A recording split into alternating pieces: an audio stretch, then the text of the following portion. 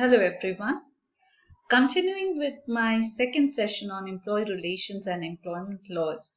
Today we'll try to understand the various legal framework under which the human resource management functions, and we'll try to take certain laws which is to be abided by the human resource managers.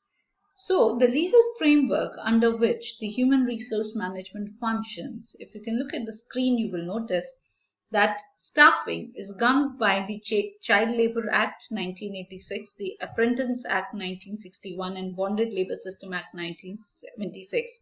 Similarly, compensation and reward function is governed by the Payment of Wages Act, the Minimum Wage, the Payment of Bonus Act, and Equal Remuneration Act. And the employee maintenance, that is, ensuring that the employees have the required security and they are the ones who are able to get the required benefits from the organization. There are certain within the function of employee maintenance, there are certain acts like the Factory Act 1948, the Employee Provident Fund Act, ESI, Payment of Gratuity, the Maternity Benefit Act. And obviously for employee relations, to ensure there is a cordial relation between the employer and the employee. The few of the legislations that exist is your Trade Union Act, Industrial Dispute and Industrial Employment Act. So today we are going to understand the various Employee Maintenance Act under the Human Resource Management. So the employee maintenance is management should nurture the workforce with justified pay, performance-based reward, as well as several social security benefits which will protect them from dangers such as old age, disease, or accident and death during work. So the management should always ensure and endeavor to provide the workers with healthy and safe working environment and conditions. So there are certain legislations in these aspects, and today we are going to understand one of these aspects, which is the Employee Provident Fund Scheme 1952. It says the Employee Provident Fund is a superannuation benefit provided to employees after retirement. So a certain percent of mandatory deduction is done from the basic salary of an employee with a matching contribution from the employer. So the equal contribution is made both by the employee and the employer, and that goes into the Employee Provident Fund organization. This entire fund is managed by Employee Provident Fund organization.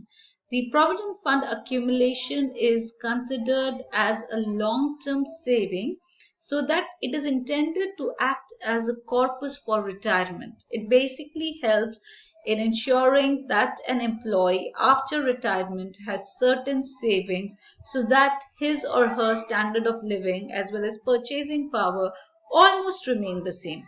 One can also take loans and make withdrawals in between for specific reasons if required. There are certain conditions on the basis of which one can take loan and make certain withdrawals for specific reasons.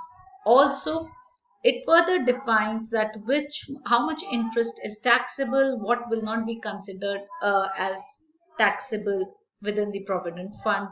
If an employee decides to withdraw prior to the withdrawal age or after the withdrawal age. So Employee Provident Fund Act is applicability. It says has to be deducted if your company employs 20 or more people. So if there are 20 or more people, that particular act is applicable. And even if the company falls below 20, the act will continue to apply and the provident fund will be deducted from the salaries also. The amount deducted throughout the year can be declared under the Income Tax Act, where one can save their taxes. The Employee Provident Fund organization management decides the interest rate paid to employees every year, which is ratified by Ministry of Finance. As of now, in 2019-20, the interest rate is 8.5, which is there. So there is a basic methodology for calculation of employee provident fund. So how it is calculated and how much deduction is done, what is the contribution made, how much of it goes into the pension scheme and how much of it goes into the provident fund account. For an employee earning up to 15,000 as basic plus dearness allowance component, 12% of it is deducted as is shared towards employee provident fund contribution. The employer too will contribute the same amount, that is 12%. However, 8.33% of the basic plus dearness allowance component is credited to employee pension scheme, while the rest is credited, that is 4.67% is credited to the employee provident fund that is there. Now, this deduction of 12% from the employee side has also some places gone to 11% as well. However, it has remained 12% till date for the employer, and it is considered that 12% is also should be there from the employee. If the basic plus dearness allowance component exceeds 15,000, the employee can contribute a higher amount without any statutory obligation for the employer to make the same contribution. So it is not necessary that the employer will have to make the same contribution what employee has done if the basic and the dearness allowance component is more than 15,000. However, this is known as the voluntary provident fund contribution.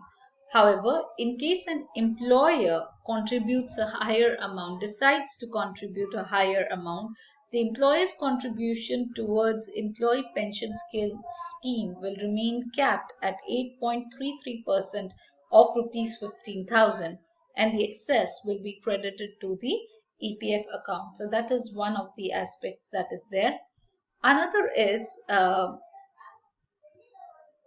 another act which is applicable under employee maintenance functions is your Payment of Gratuity Act. So let's try to understand what exactly is gratuity and how it is calculated. So gratuity is a word that derived from a Latin word gratuus, which simply means a gift. It is a benefit that an employee gets at the time of retirement or when he leaves the establishment. It is more of a lump sum payment which is paid by employer to his employee for his past services when the employment comes to an end due to the retirement or superannuation of the worker. So it is a statutory obligation of employer and statutory right of employee to claim through the way of enactment the Payment of Gratuity Act. The Act provides the scheme for payment of gratuity to employees engaged in factories, mines, oil fields, plantations, ports, railways, companies, shops, or other establishment for matter connected with or incidental to them. So let's also see that where exactly it is applicable and the extent of applicability, how much it is there. So the Act applies to every factory, mine, oil field, plantation, port, and railway company, every shop or establishment with the meaning of any law for the time being in force in relation to the shop and establishment in a state in which 10 or more persons are employed or were employed on any day of the preceding 12 months. Such other establishments or class of establishments in which 10 or more employees are employed or were employed on any day of preceding 12 month as central government specify in this behalf. So even if in these establishments and shop, even if the number fall below 10, then also the act will continue to apply. It will be there, and once it is applicable, it will remain applicable.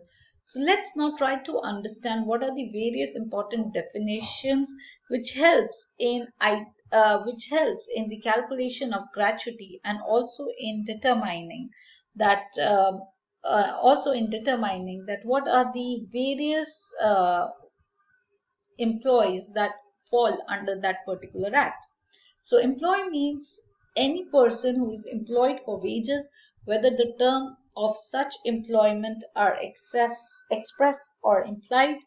employment in any kind of work, manual or otherwise, employed in or in connection with the work of factory, mine, oil field, plantation, port, railway companies, shop, or any other establishment to which the Act applies, but does not include any such person who holds a position under central government and state government, post which is governed by any other act or by any rule providing for payment of gratuity. So, few of the definitions that one should know is one, who is considered as employed. Secondly, what exactly retirement, superannuation, and wages means. So, retirement means here termination of services of an employee otherwise than on superannuation. Superannuation is in relation to employee, means the attainment by the employees of such age as fixed in the contract or conditions of services at the age on the attainment of which the employee shall vacate the employment. So, wages here means all emoluments which are earned by an employee which on duty or on leave in accordance with the terms and conditions of his employment and which are paid or are payable to him in cash and includes DNS allowance but does not include any bonus, commission, house rent allowance, overtime wages, or any other allowances that has been mentioned. So let's now see that how exactly the gratuity is calculated and how it is paid. It says that gratuity shall be payable to an employee on the termination of his employment after he has rendered continuous services for not less than 5 years. That can be on his superannuation or retirement or his death or disablement due to accident or disease. To calculate how much gratuity is payable, the Payment of Gratuity Act has divided non-government employees into two categories, that is, those who are covered under the Act and those who are not covered under the Act.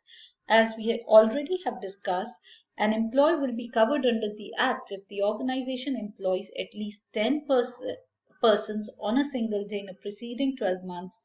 And once an organization comes under the purview of the Gratuity Act, then it will remain covered even if the number of employees even if the employee falls below 10. So let's now try to understand the employees covered under the Act and what is the calculation. It is calculated according to the formula, that is last drawn salary, that is basic salary plus DNS allowance, into number of completed years of services into 15 by 26.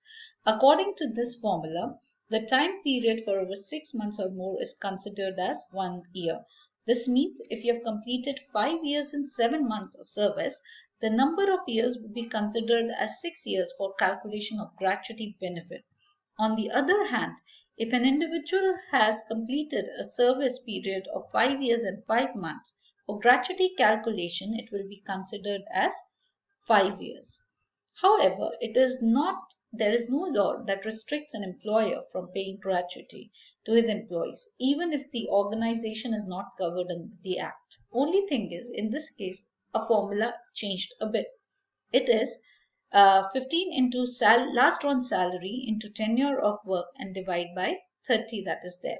Only one thing here has to be taken into consideration, that a completed year is considered when an employee has completed the entire year and will not be considered as a completed year if an employee has completed 6 months. The calculation will be done on 5 years only if a person has completed 5 years 6 months. However, if a person has completed 5 years and 8 months, then also the calculation will be done on 5 years.